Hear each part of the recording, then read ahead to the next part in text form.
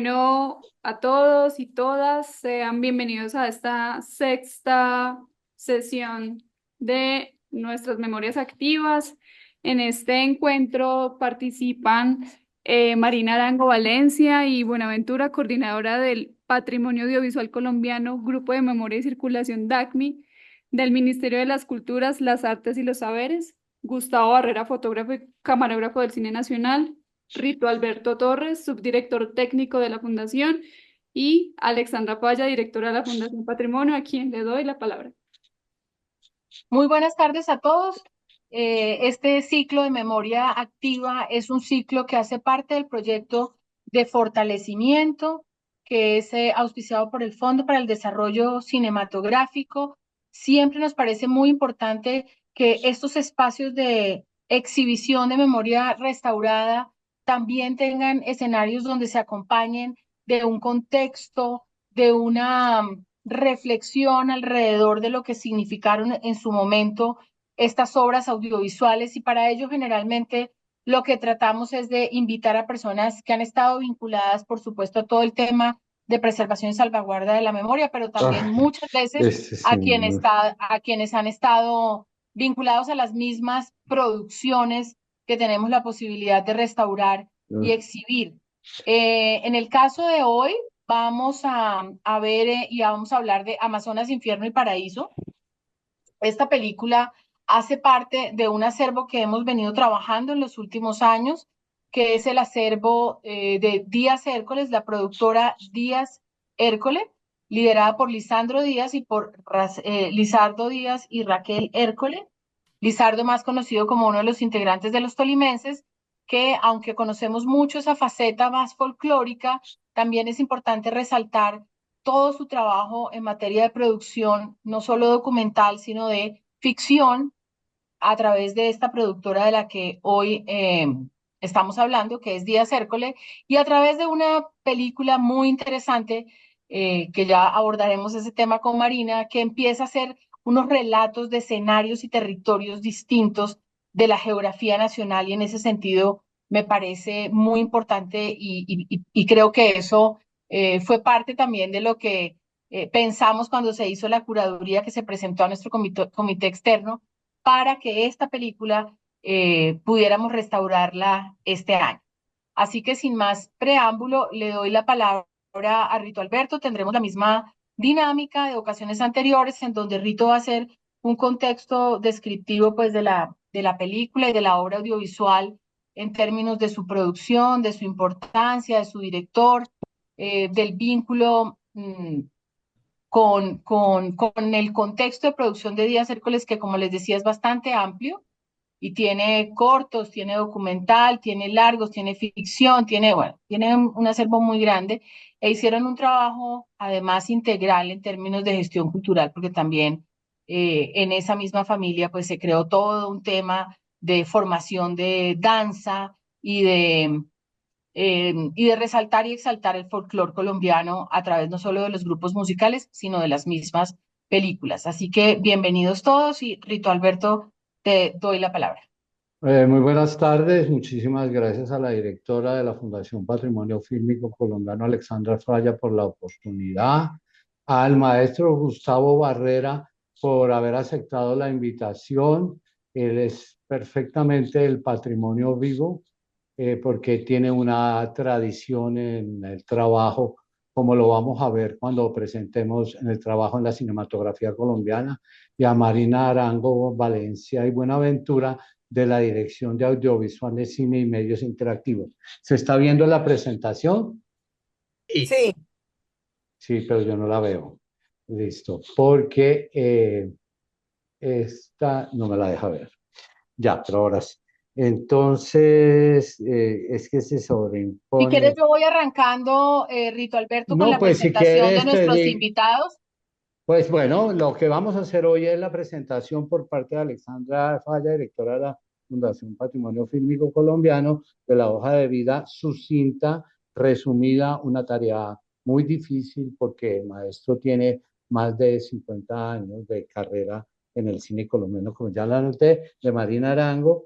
Luego veremos la ficha técnica, luego hablaremos un poco de Rómulo Delgado Romero, su filmografía de Lizardo Díaz y de cuáles fueron los procesos de preservación. Adelante, directora, con la biografía de Gracias, nuestro Rito. querido. Bueno, creo que Gustavo Barrera, de verdad, como dice Rito, es un patrimonio viviente de nuestra cinematografía. Ha sido productor, realizador de cine independiente, de cine y de televisión.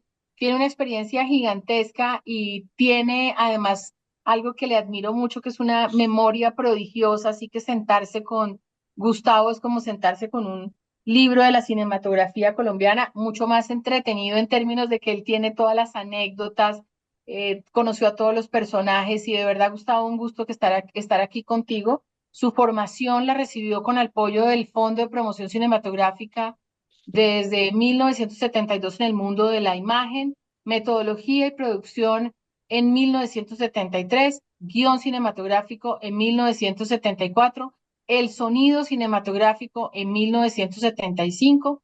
Gustavo además participó activamente a través de Focine, que ya hemos hablado en otras oportunidades de la importancia que tuvo Focine en el impulso y en el desarrollo de la cinematografía colombiana. Hizo un seminario de fotografía con Michael Bach-Hulst, Oscar de la Academia en 1982. Hizo también un seminario de fotografía con Néstor Almendros, también ganador del Oscar en el 85, además de distintos cursos técnicos en Kodak, en Rochester, Estados Unidos. Una selección de sus trabajos para televisión incluye Cámara Viajera, 1980, SOS Nicaragua, Gustavo Castro, Punch, de 1979, documental Animalandia, de Hegar, Hegar TV, en 1981, de don, ¿cómo se llama? Germán García, ¿no? El dueño de Hegar. Señora. Donde nacen las canciones, Jimmy Salcedo, de 1982 al 83, documental Vamos a ver, en 1983 Ruperto Molina, programa sobre la ambliopía en directo 1 hora. En 1988 el documental San Agustín, Arqueología, de Hegar Televisión. En 1985 Festival Aéreo de Armenia, los años 1990, 91 y 92.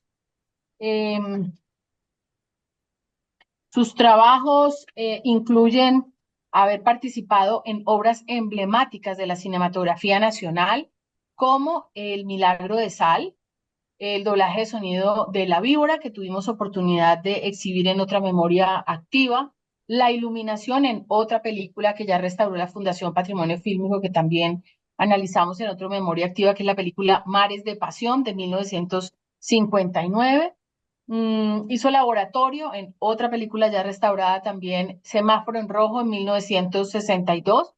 Participó en Chambú, 1962. Encontramos unos fragmentos en la Fundación Patrimonio Fílmico y tuvimos la fortuna de alcanzar a hacer un documental con Hernando González, que ya no nos acompaña, y estaba allí también el indio Miguel el Rincón. Indio Rincón, y estaba doña Yamile Umar, que todavía vive, y fue un encuentro maravilloso alrededor de las memorias de esta película que hace parte de toda la cultura pastusa. Rito tuvo oportunidad de ir a ver esta película, de presentar estos fragmentos en el Festival de Cine en Pasto, y fue algo realmente muy emocionante. Fue camarógrafo en Farándula de Leopoldo Pinzón, que también ya fue restaurada por la Fundación. Director de fotografía en El Cráter en 1962.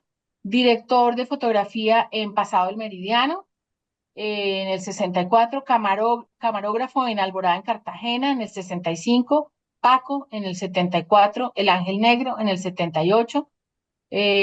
Camarógrafo y fotografía en La Agonía del Difunto en el 79. Camarógrafo también en La Virgen y el Fotógrafo.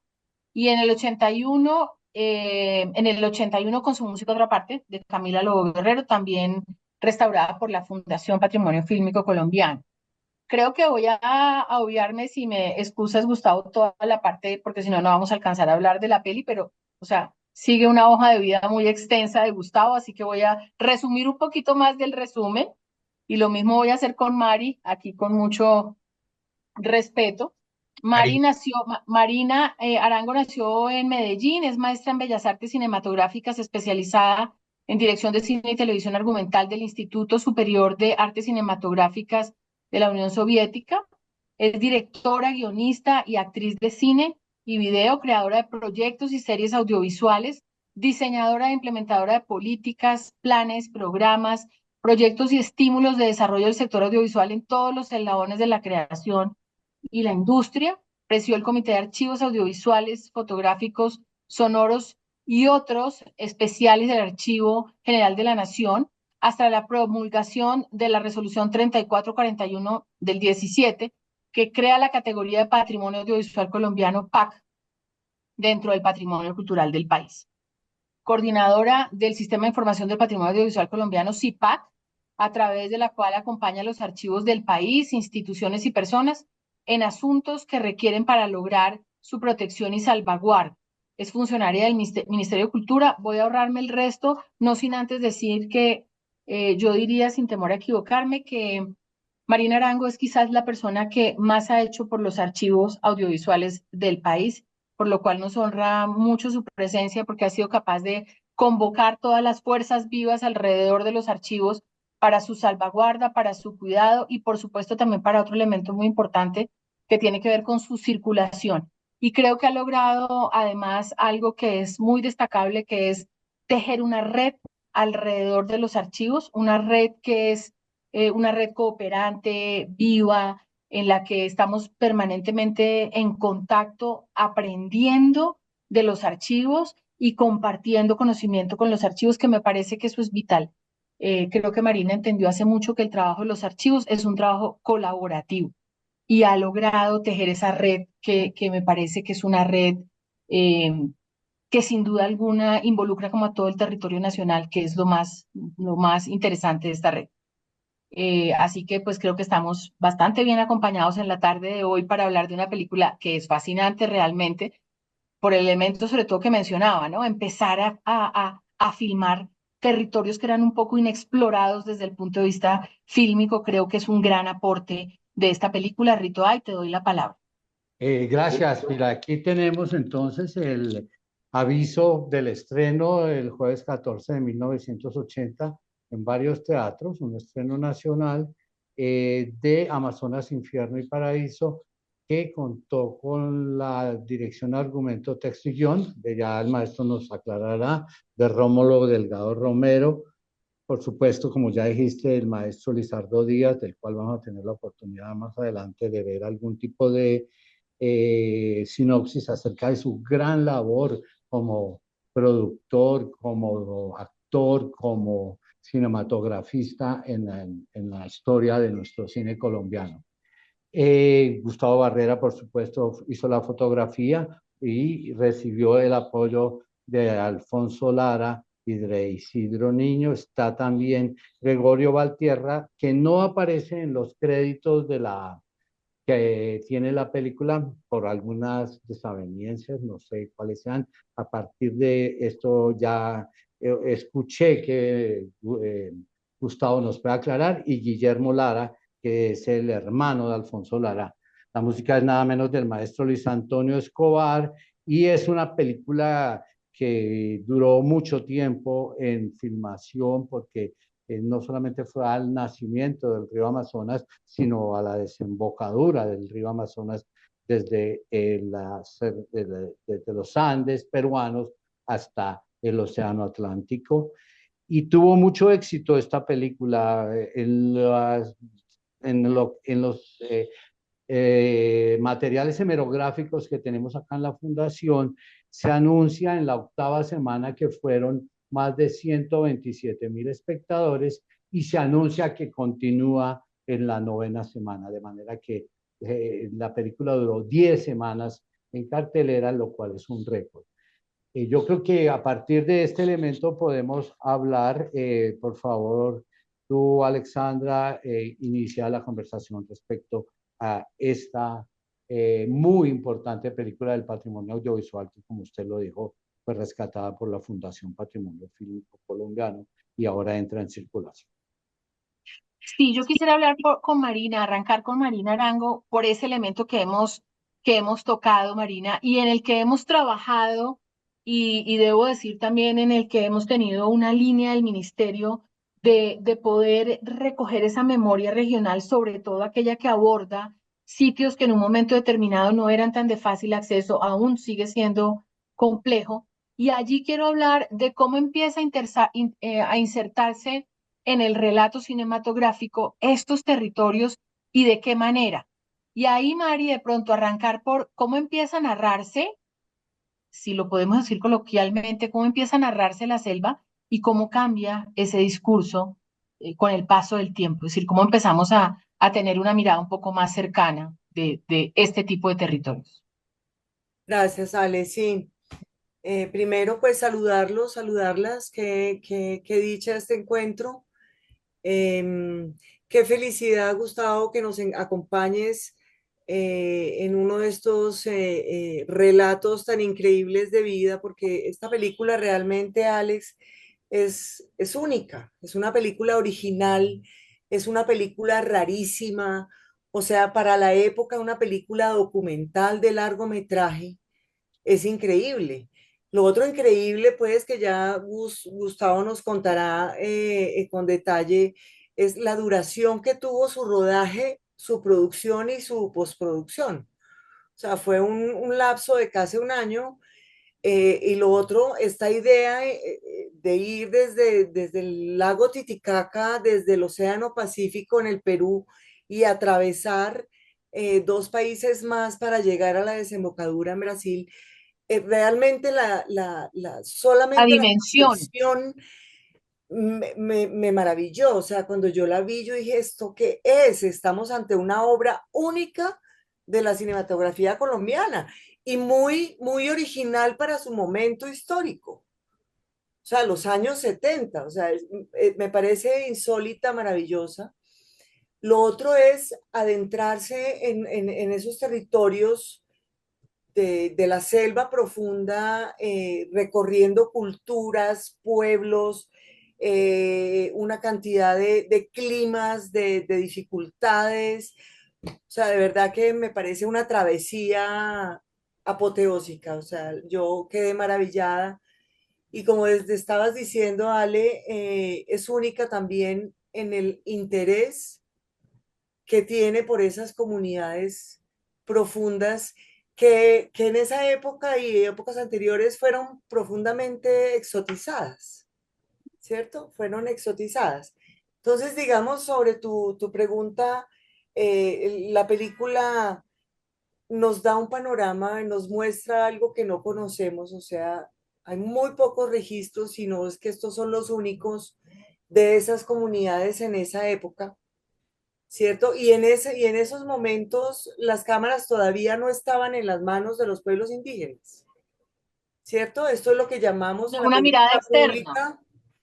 pública, tenemos la producción propia y la producción apropiada. Entonces, esto digamos que es un tesoro de la producción apropiada, que es sobre los pueblos indígenas, que hacen otros, que nos muestra toda la idiosincrasia de la época con relación a ellos y el tema de mirar lo diferente, no como algo de la otredad que tú aceptas, sino con esa mirada de exotización, ¿cierto? Como el tema de venderse como actor en la calle envuelto por una boa constrictor o que la gente vea cómo le agarras la mandíbula al cocodrilo o al caimán. Entonces me parece de verdad una cosa impresionante esta película. Pero antes de terminar, quiero agradecer a la Fundación Patrimonio Fílmico Colombiano esta invitación. Quiero agradecer al Consejo Nacional de Cine este desarrollo, este maravilloso programa, porque estamos viendo cada vez más un acervo increíble que estuvo guardado durante décadas y que está vivo gracias Siga. a... ¿Cómo? ¿Qué dices, Rito? Se le Ah, prendió el no. micrófono. Y que está vivo gracias a ustedes y a otras instituciones que han podido guardar estas memorias. Entonces quería agradecer y poner, digamos, en valor todos estos esfuerzos conjuntos. Gracias. Gracias, Marina. Gustavo, hace unos años estuve en un conversatorio recuerdo que estaban Cristina Gallego, Ciro, hablando de las dificultades de lo que había significado la filmación de su obra en el Amazonas, y bueno, y obviamente estamos hablando de hace 2 o 3 años. Recordé cuando vi esta película esa charla y me trataba de pensar cómo fue una filmación en el Amazonas en la década del 70. Digamos que debía ser como 5 veces más difícil. ¿Y por qué surge esta idea, Gustavo? Bien, ¿me están oyendo? Te estamos oyendo Sí, perfecto Pero y yo no te me, ves muy bien.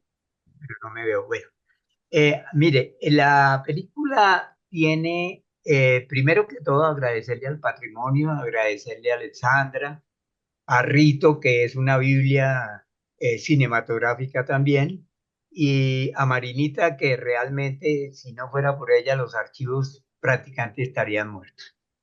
Eh, de todas maneras, concretando, o como dicen, esta película tiene dos fases. La primera fase es que Rómulo Delgado convence a Lizardo Díaz de hacer una película sobre el Amazonas basada en una documentación extractada de la Biblioteca Nacional.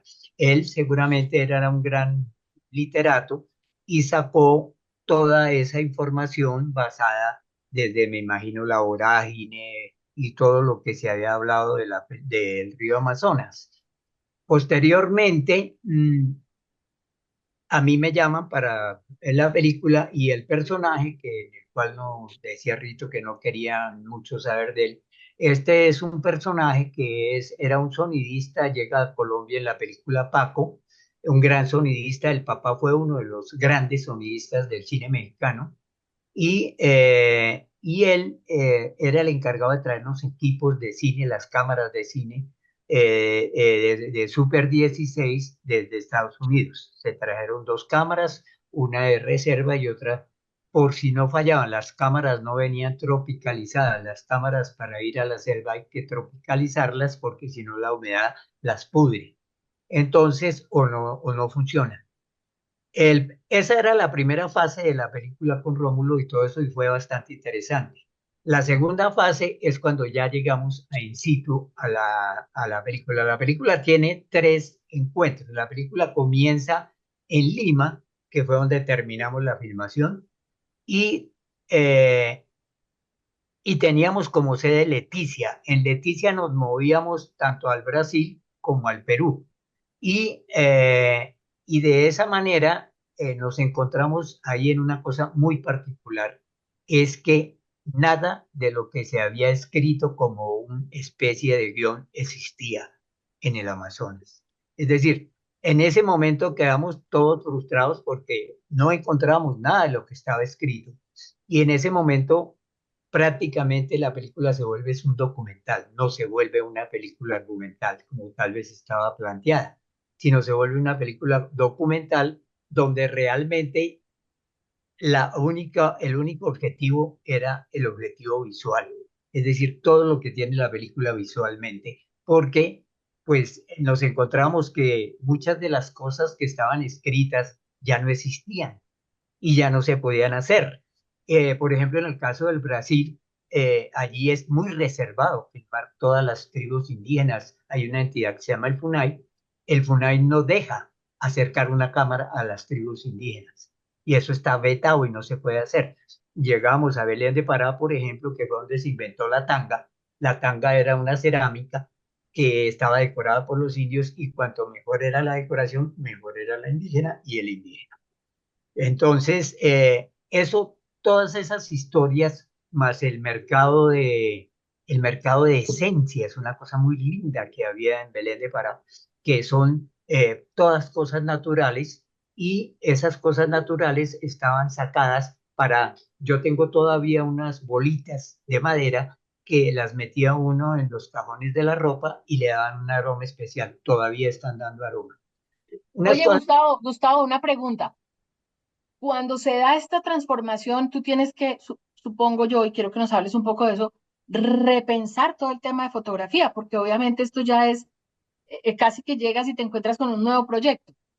Totalmente. Es decir, yo me encuentro que lo que estaba planteado, no hay nada de lo que estaba planteado. Entonces nos encontramos a base de preguntas y esas preguntas iban haciendo cosas. Por ejemplo, nos fuimos una vez a un pueblito cerca de Leticia que se llama Benjamin Constant y fuimos al hotel, no había hotel, nos tocó quedarnos en la cárcel y entonces en la cárcel encontramos que había un señor que todavía hería los árboles para sacar el caucho. Y le dijimos, oiga, podemos hablar con él, nos podemos hacer una entrevista, lo entrevistamos y logramos hacer una entrevista y logramos que el señor, que se levantaba a las 4 de la mañana corriendo como una gacela toda la selva, hiriendo los árboles, poniendo un torrito y recogiendo la leche que daba el caucho. Ahí se iban, así más o menos iban construyendo las historias. Se iban reconstruyendo las historias, por ejemplo, de los indios ticunas, la pelazón, que es cuando las niñas entran a la pubertad y entonces las pelas no las dejan ver, las encierran y es una especie de tortura. Teníamos, por ejemplo, la preservación de la dentadura. Entonces los indígenas se cogían un martillo y un cincel y le rompían los dientes a los indígenas para poder que le quedaran como los dientes de la piraña. Eso preservaba la dentadura porque no había contacto de un diente con otro y entonces no había malformación de los lentes. Y así sucesivamente iban naciendo las historias. Y prácticamente, ¿qué había que hacer? Capturarlas a medida de que lo hacíamos. Había un personaje central en esto muy particular y era que en Leticia había un personaje que era ex capo de Leticia, el capo que se llamaba un gringo griego que se llamaba Maichalikis y él era el dueño de las islas de los micos, no sé si sigue siendo, era el dueño casi de las tribus, o sea, las tribus las tenía a su servicio, tipo que exportaba todos los días aviones llenos de fauna a los Estados Unidos y, a cambio, por ejemplo, pues él recibía donaciones de los Estados Unidos y construyó uno de los mejores hospitales en Leticia y una serie de cosas. Toda esa serie y ese acervo de cosas Michael que se hizo famoso porque se envolvía y se hacía videos con una anaconda que lo envolvía y lo estrangulaba y todas esas cosas, pero todo era un show. Entonces, esa parte lo encontramos. Encontramos en Iquitos, por ejemplo, que estaban todavía monumentos de Gustave Eiffel, el constructor de la Torre Eiffel en París, que fue a Iquitos y construyó muchas de las reliquias arquitectónicas que hay. Entonces, prácticamente era una captura fotográfica de toda la película. Eh, Rito, eso se hacía prácticamente capturando todo eso y haciendo pues un equipo. A veces nos adentrábamos en la selva. Nuestra casa era una canoa. A veces dormíamos en la canoa y a veces pues podíamos llegar a los hoteles, íbamos y volvíamos y a veces nos adentrábamos en la selva y a pesar de que íbamos con guía, nos perdíamos. Hubo veces que salíamos de un sitio y a las 3 o 4 horas volvíamos a llegar al mismo sitio, o sea, seguíamos perdidos. Entonces, eso era uno de los tantos parámetros que tenía y como cosas interesantes. Eso le despertaba una creatividad, una fotográfica y una creatividad y un deseo. Y en ese momento uno también estaba con su experiencia que tenía de manejo de la edición, cómo iba filmando para que esas imágenes pudieran unirse unas a otros y poderlas concatenar y hacer después con un resultado que tal vez es el que tiene en este momento la película. Rito, ¿puedo hacerle una pregunta a Gustavo? Las Una que pregunta que por yo me hice a mí supuesto, misma. la idea es que charlemos todos. Sí, Gus, es que me puse a pensar en ese clima, en esa humedad, en ese calor. Pues el cine es el cine y el laboratorio queda lejos. ¿Ustedes cómo hacían el sistema de revelado? Esa es una pregunta muy interesante, mi querida Marina. porque yo nunca vi nada de la película. Yo filmé y yo no vine a ver la película sino cuando estaba terminada. O sea, la película se mandaba a Bogotá cuando había posibilidades y de Bogotá, precisamente ahí fue cuando hubo el lío con el personaje extranjero del cual habla Lizardo. Y es que en el laboratorio, hasta que el laboratorio mandara la información, eso, pero el laboratorio mandó la información cuando la película ya estaba terminada. Eso, como decimos, era, el cine es un Escuchen, acto de escuchen fe. lo que dice Rodrigo Ramos. Dice, fe es creer en lo que no ha sido revelado. Es Sí, decir, sí, muy, muy difícil, ¿no? la responsabilidad que uno tenía era muy grande, pero también se perdía en el momento en que esa película ya entraba en otras manos. Si esa película se velaba en el aeropuerto, o se velaba en el viaje, o se velaba en alguno de esos, pues prácticamente se perdía la obra. A Mm. Dios gracias no pasó nada de eso y fue más o menos todo bien. Mm. Hubo muchas cosas muy, muy, muy interesantes que uno duraría horas y horas contando las anécdotas de esta película, porque realmente fueron muy, muy interesantes.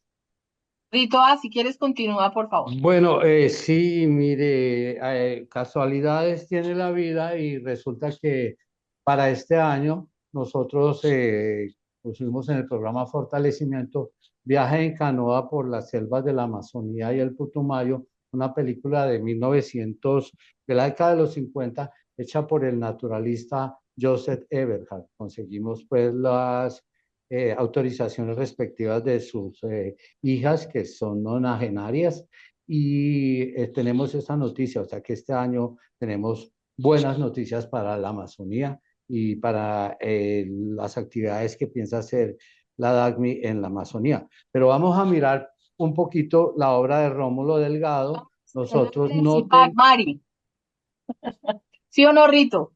Sí, y gracias a ti, Alexandra. Eh, Eh, no sabemos de Rómulo Delgado Romero, ni cuándo nació ni dónde murió, y tenemos idea de que él sí vive, porque como bien me lo comentó Gustavo Barrera, debe estar también cerca de los 80 años o por ahí, pero sin embargo fue una persona que trabajó mucho con Lizardo Díaz y Producciones Díaz Hércules en publicidad.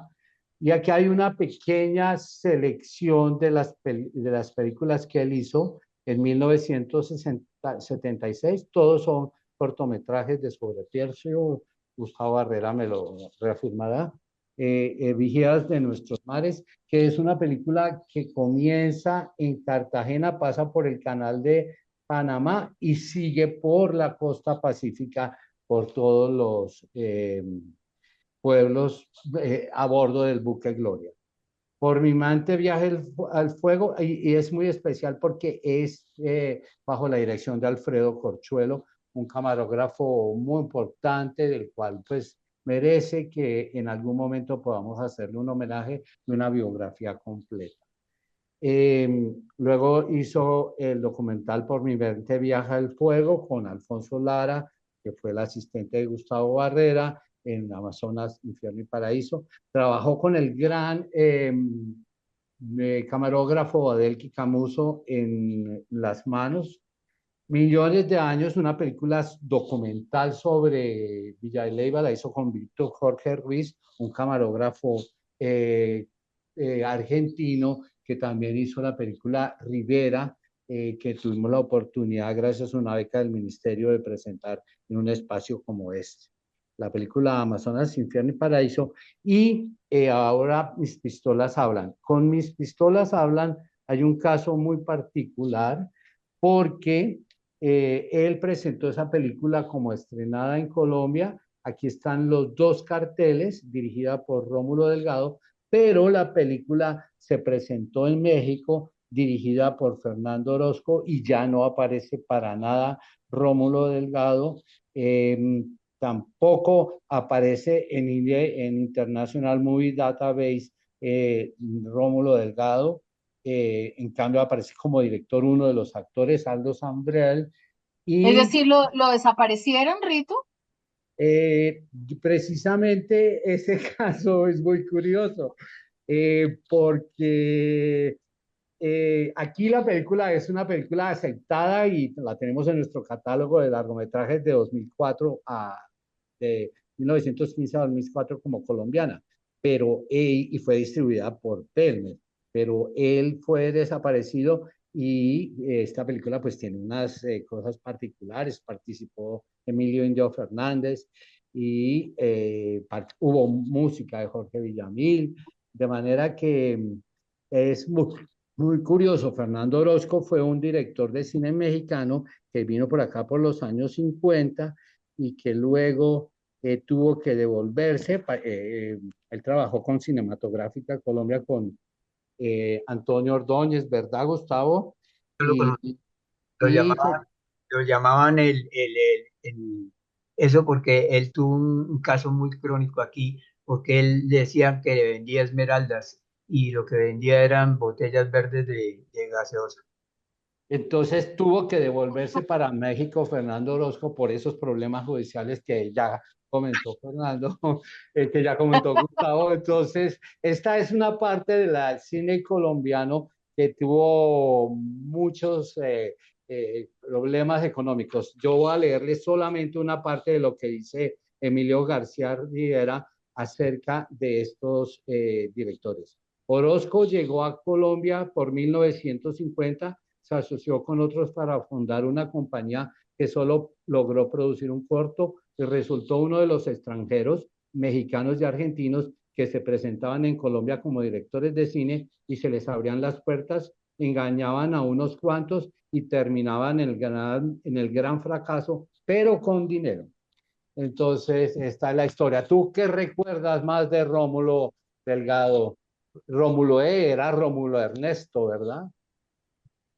Pues la verdad, mire, la verdad no tuve mucha empatía con él. Primero porque yo hoy lo investigué y en su filmografía, muy interesante lo que tú tienes, pero realmente a mí me parecía que era un ilustre desconocido porque realmente yo lo único que logré saber un poco sobre él en un programa, yo no sé, revivamos nuestra historia de Dan Bono o algo así, él participó y ganó algo sobre Yo todo, sé quién sabe lo que usted no sabe.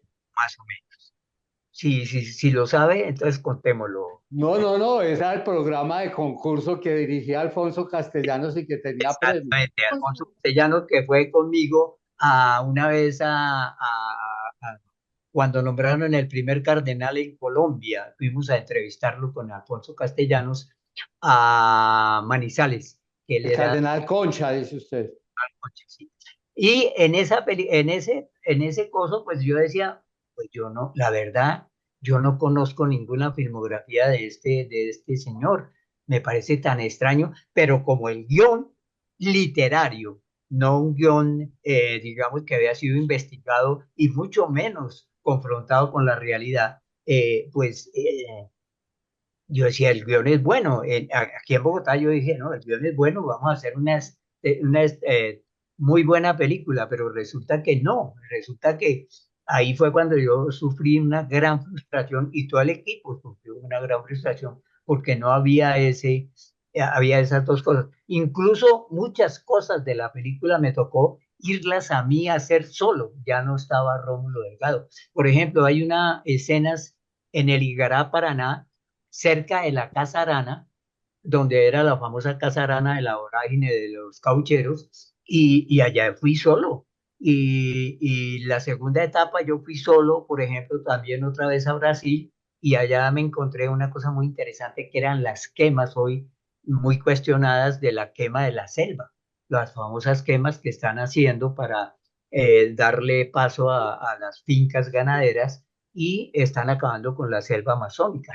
Yo alcancé a filmar muchas partes de esas quemas. Y en ese entonces, el que me llevaba a esos sitios era un hermano de Mike Chalikis que tenía un bus aéreo que aterrizaba en los ríos. Y él me llevó hasta el Igará, Paraná, a un recinto indígena y al lado había una cosa de monjas y de curas, y allí prácticamente nos quedábamos, pero yo filmé todo ese porque el Igará-Paraná es un río que no es navegable porque hay unos rápidos, como pasa en el río Orinoco, que no es navegable porque hay unos rápidos, y entonces se daña. Entonces muchas de esas cosas prácticamente me las tenía que inventar. Yo no tenía director, no tenía nada. Es decir, yo era el director, yo era el fotógrafo, yo era el productor, yo era todo. Entonces, en esa película prácticamente sucedieron muchas historias de ese tipo. Eres codirector de Rito, esa oye, película. Rito, creo que es muy interesante en todo caso resaltar, y allí quisiera tu opinión, resaltar el éxito de taquilla de una película documental.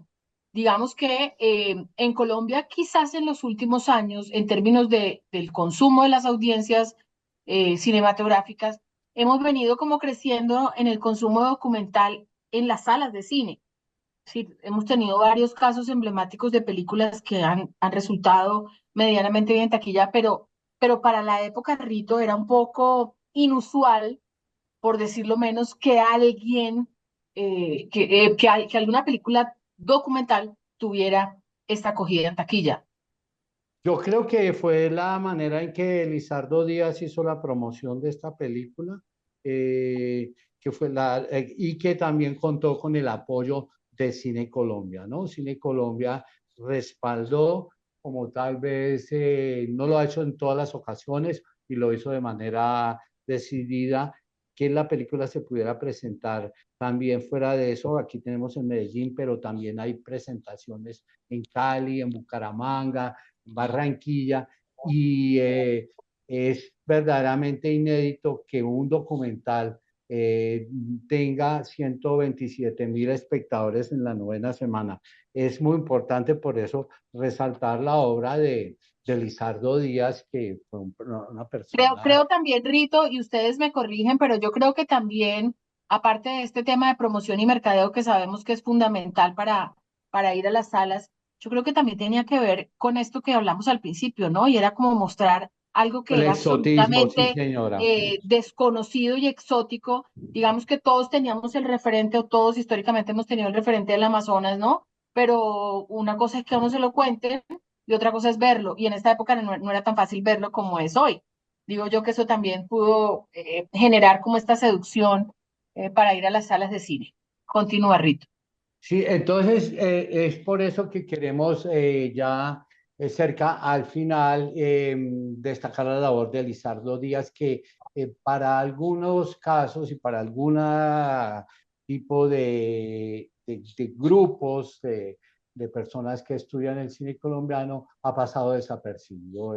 Pues ya contaste que él se inició con el dueto cómico musical de los tolimenses, pero En el primer día de la televisión colombiana, ¿no? en el 70 primer día años. de la televisión él participó, sí señora, y luego tuvo la oportunidad de estar en Los Ángeles y estudiar de dirección cinematográfica, pero él también estuvo en Medellín estudiando en la Escuela de Minas unos semestres de ingeniería metalúrgica y de lo que de esas carreras. Es productor de 6 largometrajes en una época, porque aquí no está la presa, porque solo nos enfocamos en las películas colombianas. La novia dijo, Un ángel de la calle, Amazonas para dos aventureros, que nos preguntaba Pedro Adrián Zulaga si la podemos tener disponible para exhibición. Creo que hay copias en cine, pero no está digitalizada y restaurada digitalmente. Y Amenaza Nuclear. De esas 4 están preservadas por la Fundación Patrimonio Fílmico, pero también un productor de cortometrajes durante la época del sobreprecio. A él se le deben las primeras películas que hizo Gloria Triana, porque fue el primero que creyó en ella, una película sobre Monpós, y la película, entre otras innumerables películas como las que le dirigió, las que le produjo a Rómulo Delgado con ese lujo de fotógrafos, incluido Gustavo Barrera, Delqui Camuso, Jorge Ruiz, todos estos fotógrafos tan importantes. hizo Colombia Guatavita, Historia de una Civilización. Yo creo que Lizardo Díaz es una persona importantísima para seguir su senda y poder aprender de él cómo hoy la promoción del cine colombiano es lo que más se requiere para lograr conciliar con el público, con los espectadores, el cine que producimos en la actualidad. Sí, Perdón, quisiera, Yo creo que hay Gustavo, que presentarle a Lizardo al país. Digamos que Lizardo fue sí. conocido como el tolimense, pero cuando uno mira la obra cinematográfica de Díaz Hércules, se da cuenta además de un artista integral, ¿no? Su esposa bailarina, el productor. Hablábamos con la hija en un pasado, Memoria Activa, que con un elemento muy particular, ¿no? Que era un artista, pero que era empresario.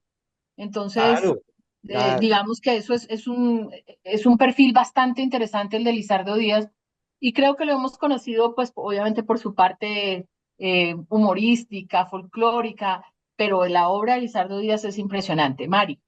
Sí, yo, Gustavo, yo te quisiera preguntar cuál es el recuerdo y la imagen que tú tienes de este personaje tan maravilloso que es Lizardo Díaz. mira, a mí, pues mi relación con Lizardo fue muy buena y fue muy cordial y todo eso, a pesar de que yo estaba frustrado, como contaba lo del guión, pero a mí me parece que Lizardo es un tipo muy importante en la industria cinematográfica porque abocar, por ejemplo, esa carrera cinematográfica que él hizo, eso no, por ejemplo, yo me acuerdo que esa película, La novia hijo, yo la revelé y yo hablé con este director que era el italiano, ¿no? El Ángel de la Calle, que también es, yo iba a veces por ahí de chismosa a las filmaciones, pero ya meterse, por ejemplo, como decía los críticos de cine con Ernest Hauptbauer, que era un director alemán, y meterse a hacer esas películas y hacer esas películas ya que eran como de ciencia ficción y todas esas cosas, me parecía que tenía que tener uno muchas agallas y ser muy, muy bueno. Él tenía una cosa muy buena, que era un buen tipo de mercadeo, sabía vender y sabía vender bien sus productos.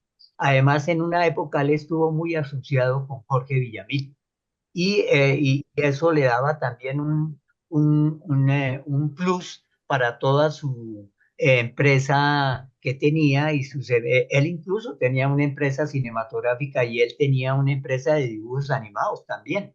Él hacía dibujos animados y contrató dibujantes para hacer eso.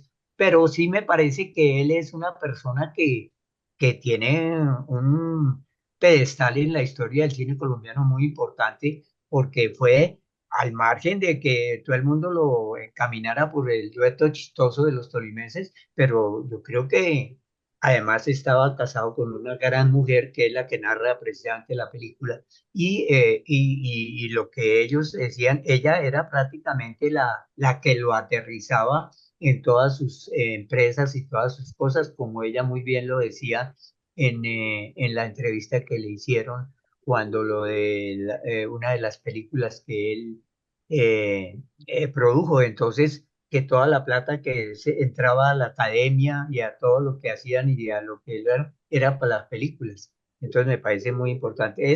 A mí me parece que fue un personaje muy destacado dentro de la industria cinematográfica. Agregaría yo en ese vínculo que mencionas con Jorge Villamil, que creo que era un hombre convencido de la necesidad de fortalecer la identidad cultural a través del folclore nacional. Y bueno, ustedes recuerdan que Me llevarás en ti, que es una canción emblemática de Jorge Villamil, pues es la canción de la película Un ángel de la calle. Y Sí, que y la novia dijo, tiene una digamos, una muestra de folclore colombiano y de música, entre otras de Jorge Villamil también, y el boom de Tolimense y demás. Digamos que siempre, por eso digo que era un artista muy integral que pensaba como en el conjunto y creo que eso hay que resaltarlo. Se nos acaba el tiempo, Ritoa, para que menciones, por favor, lo que tiene que ver ya con la preservación de la película, con el trabajo que hizo la Fundación con esta película y para invitar, por supuesto, a que la puedan disfrutar. un Claro puntico, que sí. Sandra, Y un hay, puntico. Hay algo que anotar Espérate que que, va a decir algo Gustavo antes por de... favor, güey, maestro. Cosas muy importantes de lo que acabas de decir. Mira, Jorge Villamil también fue un personaje muy importante porque muchos de sus íconos de sus musicales fueron estrenados en La Víbora. Y yo estuve en la película, estaba haciendo el doblaje de la película. Ese es un punto. Y el otro punto muy importante es que ellos siempre vieron como la parte musical con la parte cinematográfica. Ujú, ujú.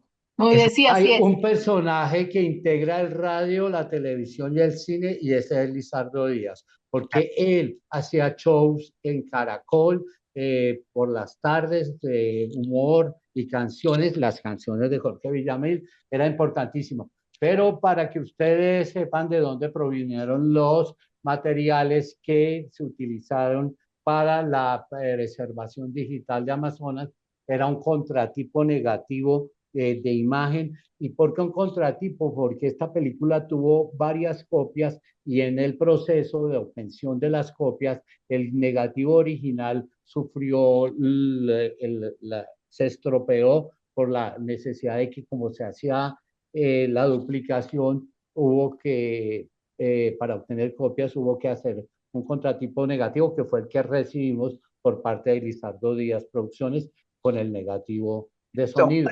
y hay una cosa muy importante, por ejemplo, Jorge Mario Vera tuvo la deferencia de invitarme a ver uno de los primeros trabajos estos ya digitalizados y que le diera mi opinión y yo le di mi opinión de cómo veía la película y él tuvo muy en cuenta y eso fue el resultado de que la película hoy se viera con una imagen más o menos uno como fotógrafo que podía calificar de muy buena.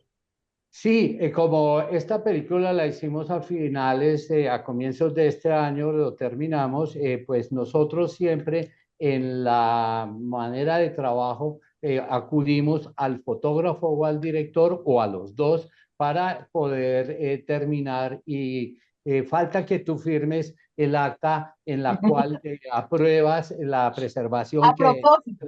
a propósito, porque esa es una de las cosas que nos falta y con mucho gusto te la vamos a hacer llegar y obtendremos tu firma.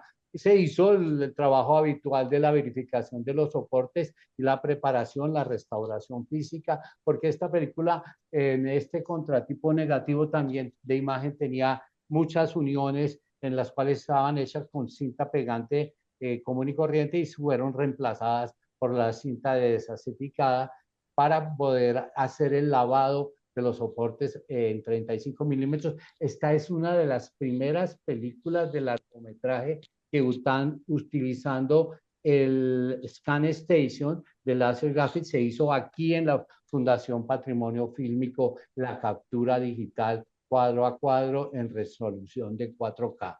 Luego se establecieron los archivos sobre los cuales se hizo la restauración digital, el ProRes 444. 444.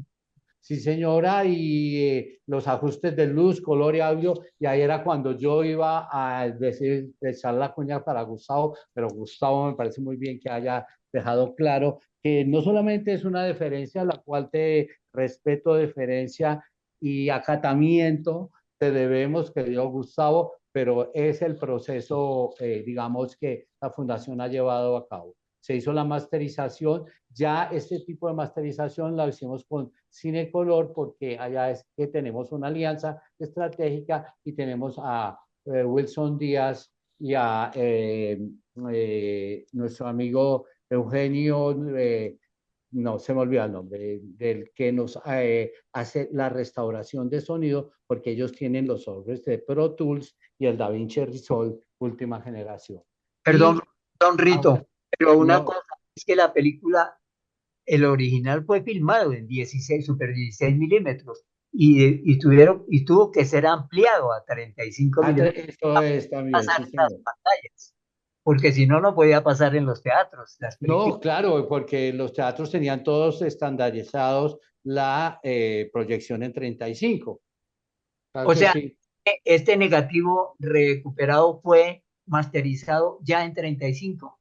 Sí, señor, este negativo, lo que nosotros obtuvimos cuando recogimos de la casa de Lizardo Díaz hace ya, porque ellos hicieron dos entregas, una que hicieron como en el año 1992-93, y esta entrega última que ya tenía otros materiales, pero nosotros recogimos fue el contratipo negativo de imagen en 35 milímetros. Nosotros no tuvimos acceso al 16 milímetros, que me imagino que se quedó en algún laboratorio que ellos trabajaron con México. No, lo trabajaron en Estados Unidos y En fue cuando Continental, en Miami. que allá se botó toda la basura cuando cerraron el laboratorio. Sí, Mm. esa. Bueno, pues no sé si tengas algo que agregar, Rito, sino No, no, no, agradecerle no, agradecerte y muchísimo a agradecerles. Marina, a Gustavo. Es muy emocionante ver esta película, en verdad, porque creo que sigue siendo a veces un territorio desconocido para muchos y valoramos, por supuesto, el esfuerzo de estos pioneros, incluyendo, por supuesto, a Gustavo Barrera, que no le quitamos el sombrero ante esa obra tan maravillosa y tan extensa que tiene Gustavo. Y sobre todo lo que más resalto de Gustavo es siempre su actitud positiva frente a las consultas, frente a los llamados que hace la fundación a ayudarnos en cosas. Y Gustavo es un hombre que siempre está presente, activo, mientras no esté montado en la bici, claro. Entonces, un abrazo gigante, Gustavo, de verdad, muchísimas gracias por estar aquí. Mari, un abrazo gigante. Rito, como siempre, muchísimas gracias y a disfrutar de este Amazonas desconocido para muchos. Chao.